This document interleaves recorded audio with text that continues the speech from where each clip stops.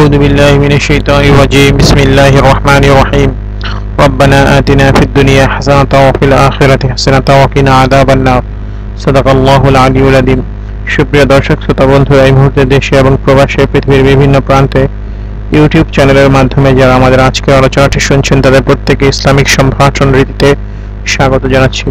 আসসালামু আলাইকুম ওয়া রাহমাতুল্লাহি ওয়া বারাকাতুহু। বন্ধুরা, আমরা প্রতিনিয়ত স্বাস্থ্য এবং পুষ্টি সংক্রান্ত বিভিন্ন তথ্যপত্র নিয়ে আপনাদের সামনে উপস্থিত হই।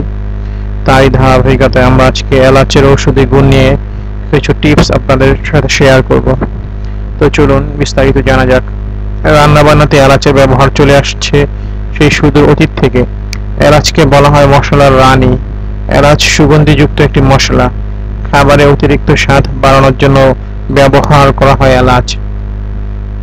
রান্নার স্বাদ বাড়ানো ছাড়াও এর ঔষধি গুণেও কম নয়। এলাচের ঔষধি গুণ: 1. মুখের দুর্গন্ধ, মাড়ি থেকে রক্তপাত অথবা দাঁত ক্ষয় হয়ে যাওয়ার মতো সমস্যায় নিয়মিত কালো এলাচ মুখে দিয়ে চিবুতে পারেন। কালো এলাচ মুখের সমস্যা দূর করতে একটি কার্যকর ঔষধ। 2. এলাচ ক্যান্সার প্রতিরোধে সাহায্য করে। 3. শ্বাস প্রশ্বাসজনিত সমস্যা, হুপিং কাশি, ফুসফুসের সংক্রমণ ও এজমার মতো সমস্যায় এলাচ খুব উপকারী। 4. মাথা ব্যথা থেকে তাৎক্ষণিক মুক্তি পেতে এলাচ তেলের ব্যবহার করলে সুফল পাওয়া যায়। 5. এটি অনুভূতি নাশক ও অস্থিরতাকে প্রশমিত করে। 6. কালো এলাচ হার্ট সুস্থ রাখে, রক্তচাপ ও ক্যান্সার নিয়ন্ত্রণ রাখে এবং রক্ত সঞ্চালন বাড়ায়। 7. এলাচ হৃদরোগ প্রতিরোধ করে, হৃদস্পন্দন নিয়ন্ত্রণ করে, ফলে রক্তচাপ নিয়ন্ত্রণ থাকে। এছাড়া এলাচ রক্ত সঞ্চালনেও সহায়ক।